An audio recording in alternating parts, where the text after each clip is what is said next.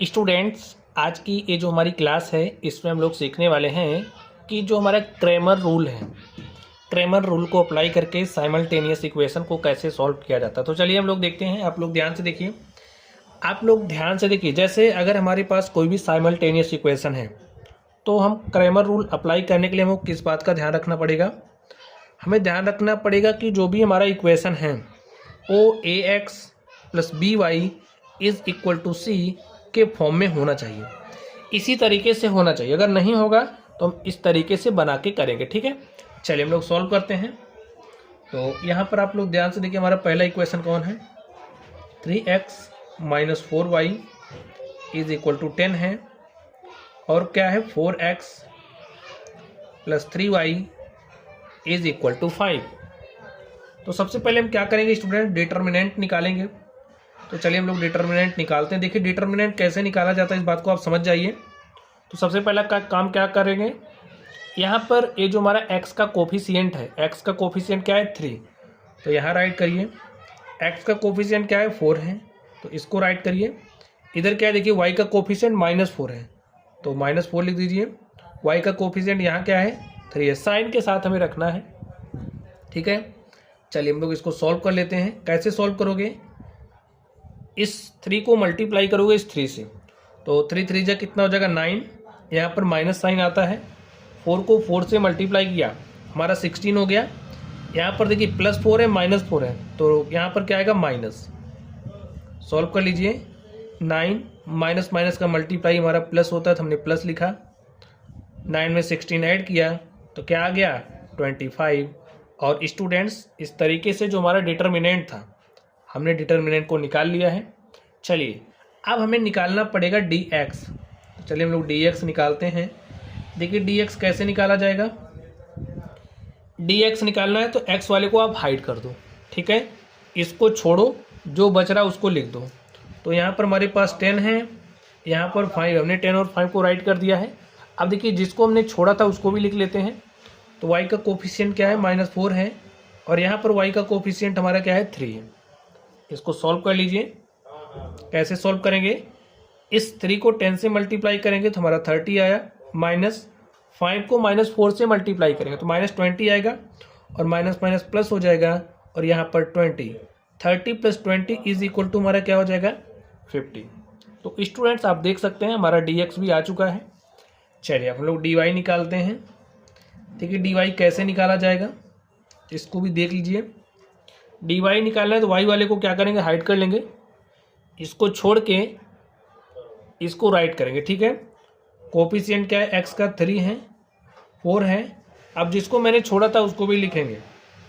लिख लीजिए 10, 5। इसको सॉल्व कर लेते हैं।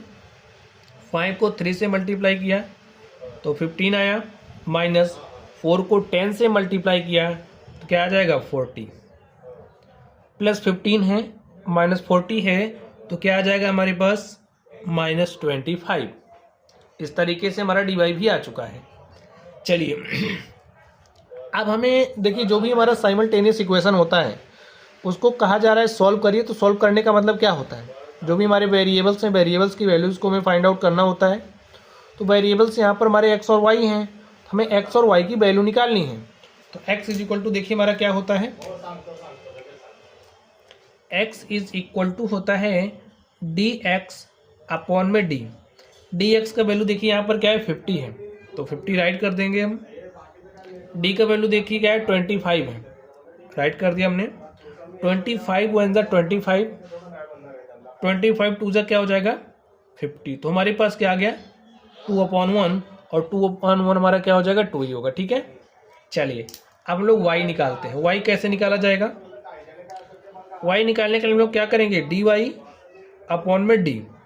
dy का वैल्यू देखिए आपके पास क्या है? -25। तो यहाँ पर हमने -25 राइट किया। d का वैल्यू देखिए क्या है? 25। तो इससे हमारा कैंसिल हो जाएगा, और हमारे पास y का जो वैल्यू है क्या आ गया? -1।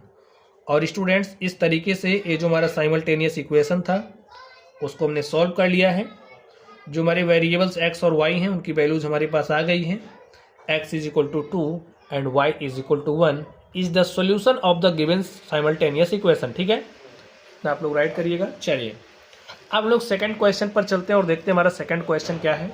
अब देखिए अगर आपको इस तरीके से दिख रहा है तो परेशान नहीं होना, इस फॉर्म में चेंज कर लीजिए। कैसे चेंज करेंगे ध्यान से देख लीजिए। ये वाला तो सही है, चलिए इसको हम थोड़ा सा इसका फॉर्म चेंज करते हैं। ये हमारा इक्वेशन है, इक्वेशन के दोनों साइड किसी भी सेम नंबर से मल्टीप्लाई कर सकते हैं, तो हमने सेम नंबर के रूप में 2 को सेलेक्ट कर लिया। ठीक है, 2 से हम मल्टीप्लाई करेंगे तो 2 को x से मल्टीप्लाई किया 2x, इसको 2 से मल्टीप्लाई करेंगे 2 से 2 हमारा कैंसिल हो जाएगा, हमारे पास minus y is equal to क्या आ गया 1। चलिए अब सॉल्यूशन लिखते हैं। ये जो इक्वेशंस हैं इनको लिख लीजिए। 2x + 3y is equal to -2 है, 2x - y is equal to क्या है 1 है।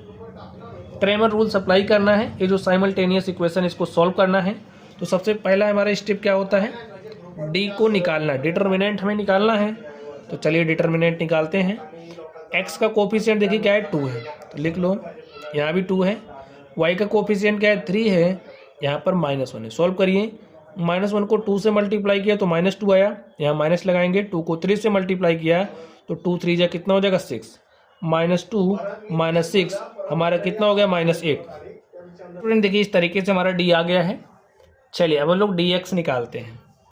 तो dx देखिए कैसे निकाला जाएगा, लिखिए dx is equal to, dx कैसे निकलेगा, x वाले को हाइड करो, इसको छोड़ दो, इसको लिखो। तो -2 है 1 है, अब जिसको छोड़ा उसको लिख दो 3, y का कोफिशिएंट क्या है -1 है।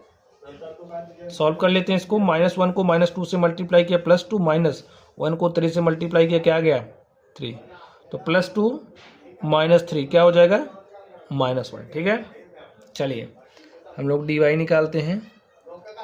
dy देखिए क्या हो जाएगा, y वाले को हाइड करो, इसको छोड़ो, इसको राइट कर दो। तो 2 जिसको छोड़ा था उसको भी लिख दो, -2 और क्या हो गया 1। सॉल्व कर लीजिए। 1 को 2 से मल्टीप्लाई किया 2, -2 2 जा 4, -4 आएगा, माइनस हो जाएगा प्लस, 4 + 2 क्या हो जाएगा 6। अब हमें निकालना क्या है, चलिए निकालते हैं। x और y की वैल्यूज हमें फाइंड आउट करनी है। तो चलिए देखिए x इज इक्वल टू क्या हो जाएगा, x इज इक्वल टू और dx अपॉन में d। dx का वैल्यू देखिए है क्या, अभी हमने निकाला ना dx, तो dx हमारे पास आया -1, यहाँ लिखिए -1, और d का वैल्यू देखिए क्या आया है -8, माइनस हो गया प्लस, और हमारे पास आ गया 1/8। चलिए y इज इक्वल टू क्या हो जाएगा, dy अपॉन में d, और देखिए dy का वैल्यू क्या है 6 है, और d का वैल्यू -8। 2 3 जा 6, 2 4 जा 8, -3/4।